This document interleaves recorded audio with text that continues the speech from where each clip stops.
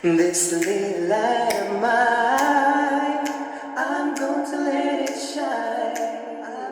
This little light of mine, I'm going to let it shine. This little light of mine, I'm going to let it shine. I'm gonna let it shine, let it shine, let it shine. You know, it's all right to talk about long white robes over yonder in all of its symbolism. But ultimately, people want some suits and dresses and shoes to wear down here. It's all right to talk about streets flowing with milk and honey. But God has commanded us to be concerned about the slums down here and his children who can't eat 3 square meals a day. It's all right to talk about the New Jerusalem. But one day, God's preacher must talk about the new New York, the new Atlanta, the new Philadelphia, the new Los Angeles, and the new Memphis, Tennessee. This is what we have to do. Be concerned about your brother. You may not be on strike, but either we go up together or we go down together. Let us develop a new kind of dangerous unselfishness. One day a man came to Jesus, and he wanted to raise some questions about some vital matters of life. At points, he wanted to trick Jesus and show him that he knew a little more than Jesus did and throw him off base. Now, that question could have easily ended up in a philosophical and theological debate. But Jesus immediately pulled that question from midair and placed it on a dangerous curve between Jerusalem and Jericho. And he talked about a certain man who fell among thieves. You remember that a Levite and a priest passed on the other side of the road. They didn't stop to help him.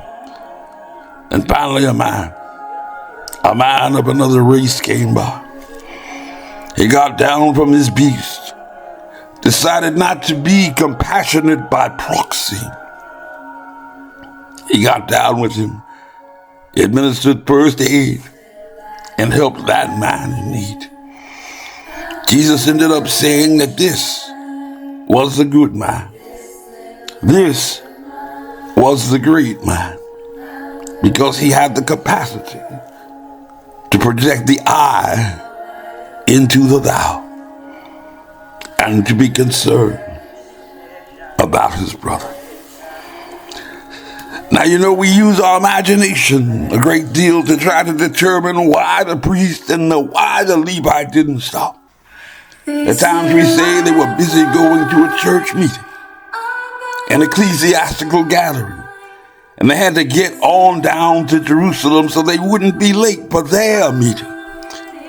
At other times, we would speculate that was a religious law, that one who has engaged in religious ceremonials was not to touch a human body 24 hours before the ceremony.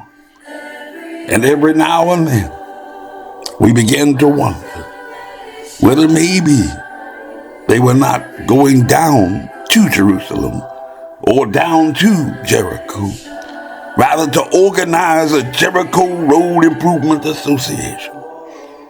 That's a possibility. Maybe they felt it was better to deal with the problem from the causal root rather than to get bogged down with an individual effect. But I'm going to tell you what my imagination tells me. It's possible that those men were afraid. You see, the Jericho Road is a dangerous road. I remember when Mrs. King and I were first in Jerusalem. We rented a car and drove from Jerusalem down to Jericho. And as soon as we got on that road, I said to my wife, I can see why Jesus used this as the setting for his parable. It's a winding, meandering road. It's really conducive for ambushing.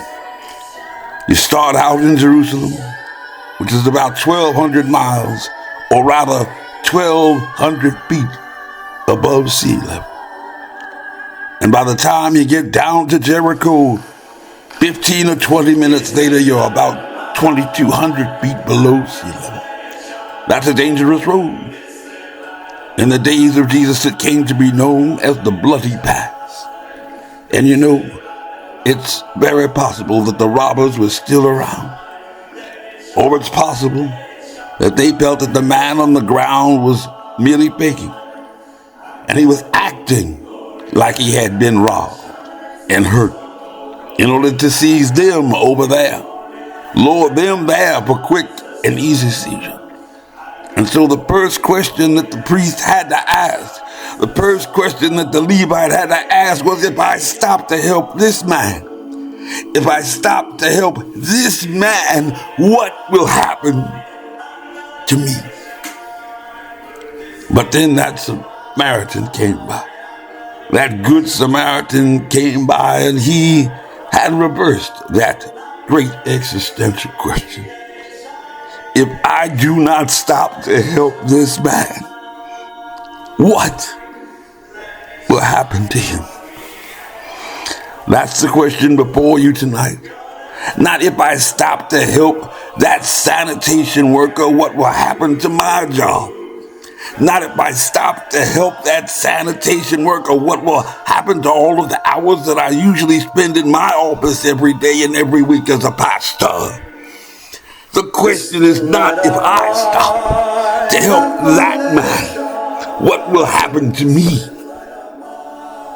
The question, the great existential question, the I and the thou question is, if I do not stop to help that sanitation worker, what will happen to them?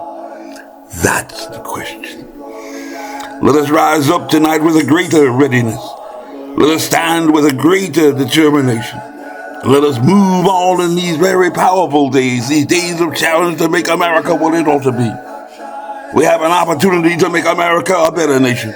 We have an opportunity to make America great again.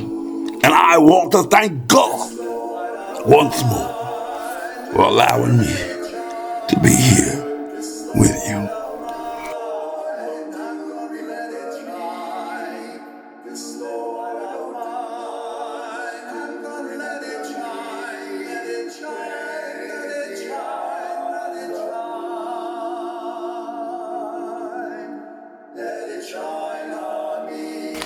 This message was approved by Major Mike Webb.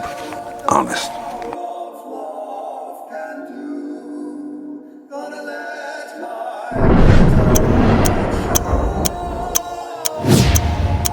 This has been a Filmways presentation, darling.